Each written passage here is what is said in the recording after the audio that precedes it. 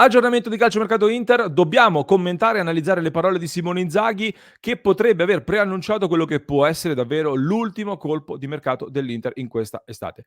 Un difensore mancino da inserire alle spalle di Bastoni, questa era l'esigenza annunciata anzi dopo l'infortunio di Buchanan, su cui l'Inter ha lavorato, sta continuando a lavorare, che Inzaghi ribadisce come volontà per completare la rosa. Alcuni non saranno d'accordo, direte serve qualcosa in attacco però la situazione è tutt'altro che fluida, non si stanno sbloccando le situazioni in uscita e nel frattempo il tentativo che l'Inter sta facendo e sta concretamente facendo per tornare su Gudmundsson non è semplice. Ho ricevuto nelle ultimissime ore delle notizie non molto incoraggianti che adesso vi condivido e ne parliamo insieme, ma ci concentreremo soprattutto sulla difesa dove sono spuntati dei nomi nuovi, alcuni interessanti, altri un pochino meno, alcuni concreti, altri forse un po' meno, però sta succedendo qualcosa, c'è una logica secondo me attorno a tutti questi nomi che stanno uscendo, quindi ne parliamo in questo episodio in cui voglio condividervi un po' la mia opinione su questo tema.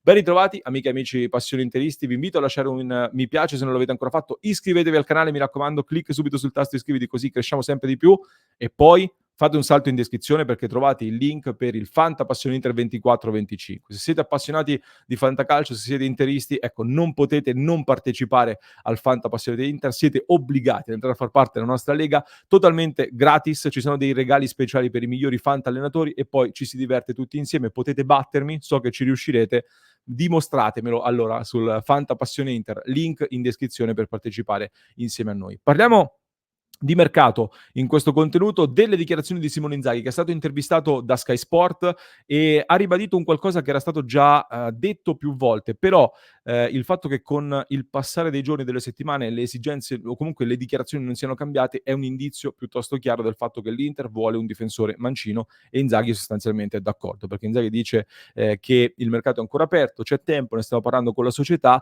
ma abbiamo una mancanza nel reparto difensivo dopo l'infortunio di Buchanan. Cioè, fatto male il canadese, l'Inter vuole riportare Carlos Augusto a fare il quinto a sinistra di centrocampo con Di Marco e allora dietro a Bastoni manca un elemento. L'Inter vuole avere in ogni casella della rosa, in ogni reparto, 2 giocatori da poter utilizzare e lì a sinistra oggi, a meno di giocatori adattati, Carlos Augusto, Acerbi, Di Marco, o Darmian o addirittura Bissek, ecco sono tutti giocatori adattati, ma il vero e proprio sostituto di Bastoni oggi non c'è. Quindi l'Inter lo vuole fare seguendo le indicazioni, i cosiddetti famosi paletti, come sono stati ribattezzati da alcuni di Oaktree. La parola paletti secondo me viene interpretata poi in maniera negativa, secondo me sono indicazioni. Tanti dicono Marotta, adesso è uscita questa nuova moda che tutti ribadiscono, Marotta ha il potere di firma, può decidere quello che vuole, può decidere quello che vuole sotto determinate cifre, ma rispettando quelle che sono state delle indicazioni di massima in termini di profili da andare ad aggredire, da andare a prendere e da portare all'Inter. Quindi all'interno di questo contesto l'Inter sta lavorando alla ricerca soprattutto di giocatori da poter valorizzare, da poter far crescere. E il mirino quindi si sta concentrando su giocatori nati dopo il 2000 e gli ultimi nomi accostati all'Inter vanno tutti in questa direzione. Si è parlato di un profilo interessante, Michael Faye del Barcellona, 1,86 m, nato nel 2004, senegalese come nazionalità, ha fatto un anno di seconda squadra al Barcellona e adesso il Barcellona sta pensando di cederlo, sta pensando di venderlo, vorrebbe monetizzare dalla sua cessione. È un difensore mancino, perfetto per fare il terzo a sinistra, un giocatore anche abbastanza irruento, abbastanza esplosivo come caratteristica, abituato anche a giocare il pallone coi piedi, comunque essendo passato per il Barcellona. Non è pulitissimo come caratteristica, non è elegantissimo. Transfermarkt dice che è alto 1,86 m, a me sembra un pochino più basso, sinceramente, però stiamo parlando di un profilo di giocatore su cui sicuramente si può lavorare. In Spagna dicono che il Barcellona è pronto a venderlo per 15 milioni di euro. 2 squadre, Porto e Rennes, hanno presentato delle offerte, ma sono molto distanti da questa cifra, meno della metà della richiesta del Barcellona. In Spagna, così come in Italia, confermano che si è mossa anche l'Inter. Fonti vicino al Barcellona addirittura dicono che l'Inter sarebbe disposta a pagare i 15 milioni di euro chiesti dal Barcellona, ma lo vorrebbe fare con una formula di prestito oneroso, riscatto l'anno prossimo e varie condizioni. Quindi c'è da capire se il Barcellona accetterà questo tipo di condizioni per privarsi del suo giocatore. C'è da dire su questa pista, secondo me, io la ritengo fredda in questo momento, soprattutto per quelle che sono un po' le notizie uscite dall'entourage del giocatore, perché pare che il giocatore stia cercando una squadra in cui andare a fare il titolare. E è vero che l'opportunità Inter è un'opportunità che dovresti cogliere, secondo me, soprattutto con Inzaghi, soprattutto in quel ruolo lì. Però se stai cercando una squadra in cui giocare, ecco, mi immagino che un qualsiasi classe 2000 in poi arriverà all'Inter, almeno all'inizio non avrà moltissimo spazio. Per cui, la ritengo in questo momento una pista difficile. Così come è un giocatore che immediatamente avrebbe sicuramente poco spazio, ma può essere valorizzato e ha dei costi nettamente inferiori, l'altro nome uscito da tenere d'occhio, che è quello di, Thomas Palacios, argentino, classe 2003, di proprietà del Taceres, dovrebbe essere la pronuncia, correggetemi se sbaglio nei commenti, ehm, che ha d una caratteristica fisica nettamente diversa, è 1,96 m, è un gigante, viene ribattezzato spesso nelle telecronache, ho visto tanti video per capire un po' che tipo di giocatore fosse. È un giocatore anche lui mancino, terzo difensore a sinistra, lo può fare, tranquillamente, molto alto, molto forte fisicamente, per cui il paragone con Bissek, scatta un po' naturale, ho visto in queste ore che in tanti ne stanno parlando. Rispetto a Bissek forse lo trovo, meno esplosivo, meno atletico, mi sembra un pochino più, compassato a livello anche di passo. A livello di piedi invece è anche abituato a prendere palla, a provare l'iniziativa e gestire l'azione. Detto che lo fa in Argentina, in uno stile di calcio che è molto diverso da quello italiano. Quindi si tratta di un giocatore che nel salto in Serie A poi va testato, va, capito bene e contestualizzato. Transfermarkt lo valuta 500.000 €, non è, diciamo, Transfermarkt non va preso come riferimento, ma ci dà un po' una stima. Chiaramente è un'operazione molto meno onerosa rispetto al profilo del Barcellona, per cui da tenere d'occhio. L'Inter ha uno slot per extracomunitari tra l'altro e quindi lo potrebbe fare senza problemi questo affare. Ehm, In Portogallo invece hanno detto che l'Inter avrebbe presentato un'offerta, poi in realtà non è proprio così, per Morato del Benfica, classe 2001, brasiliano, anche lui alto oltre 1,90 m, non è un titolare nel Benfica, quindi può essere un profilo magari su cui andare a ragionare. Dicono in Portogallo che l'Inter in realtà più che un'offerta si è informata col Benfica e ha fatto capire di essere disposta ad investire 18 milioni di euro per questo profilo, cifra che però il Benfica ha respinto al mittente. Quindi sfuma, diciamo, sul nascere un po' questa ipotesi, così come ha perso un po' piede quell'ipotesi Gaziorowski, che ha rinnovato col Valencia e la clausola è stata aumentata.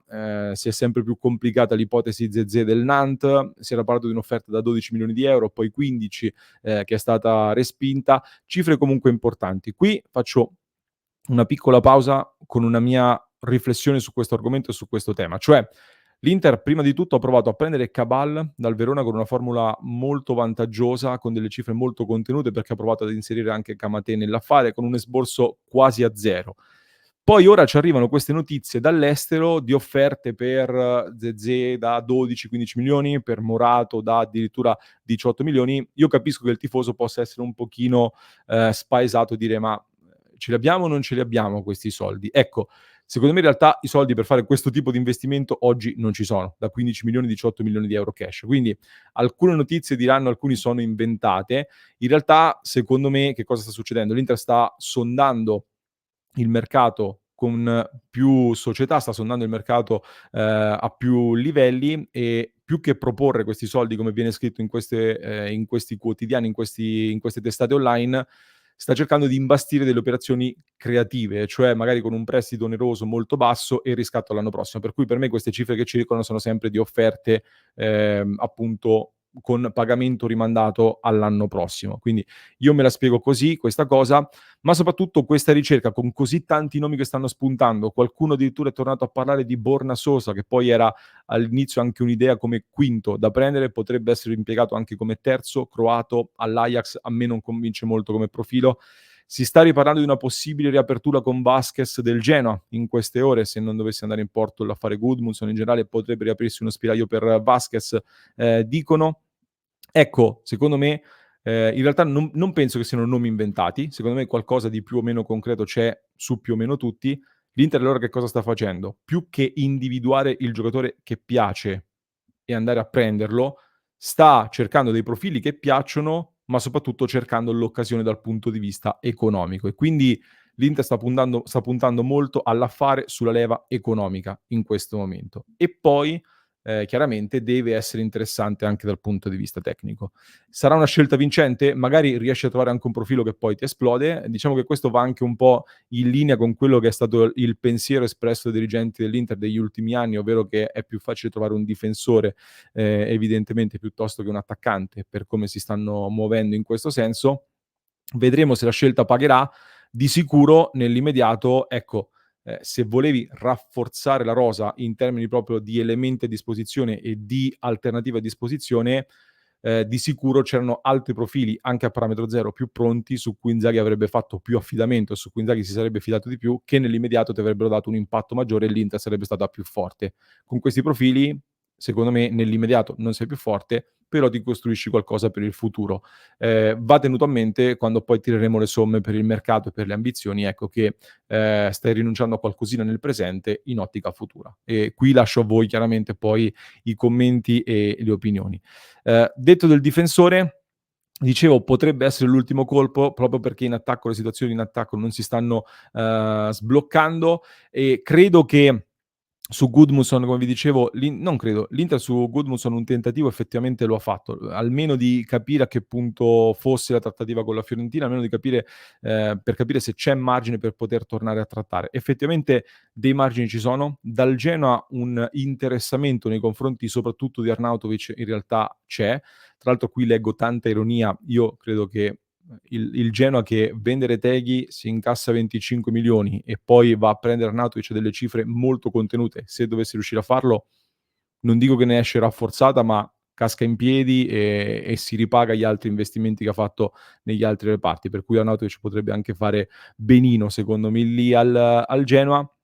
Il punto però è che, in questo momento, mi stanno dicendo tutti che la Fiorentina ha intenzione di andare a stringere con Gudmundsson proprio in queste ore.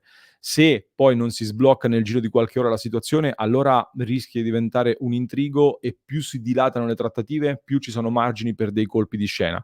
Chiaramente l'Inter dipende molto anche dalla volontà di Arnautovic di andare al Genoa. È un'operazione complessa soprattutto dal punto di vista dell'ingaggio. Non è possibile fare lo scambio di prestiti come ha scritto la Gazzetta perché Arnautovic è in scadenza, andrebbe eventualmente rinnovato e poi prestato, ma è uno scenario dove poi rischi di rivederti Arnautovic di nuovo a casa tra un anno e dover riaffrontare la situazione. È una situazione abbastanza intricata. La seguiremo nelle prossime ore, vi terremo aggiornati. Nel club di Passione Inter stamattina si diceva anche se non dovessi riuscire a completare questa operazione e a cambiare gli attaccanti, qualcuno proponeva teniamoceli Correa e Arnautovic in rosa per quest'anno, andiamo con 5 punti, uno va fuori dalla lista Champions, li utilizziamo e poi almeno soffriamo quest'anno, stringiamo i denti quest'anno, poi a fine stagione si svincolano e ti liberi di questo doppio problema.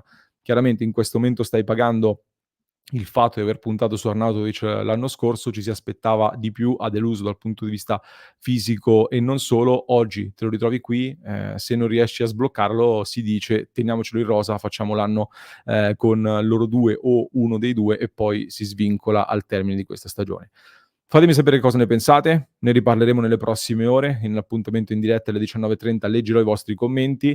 Vi aspetto quindi nel Fanta Passione Inter, link in descrizione. Vi lascio con un altro approfondimento che trovate in descrizione per chi ci ascolta in podcast, mentre per chi ci segue su YouTube vi basta cliccare qui.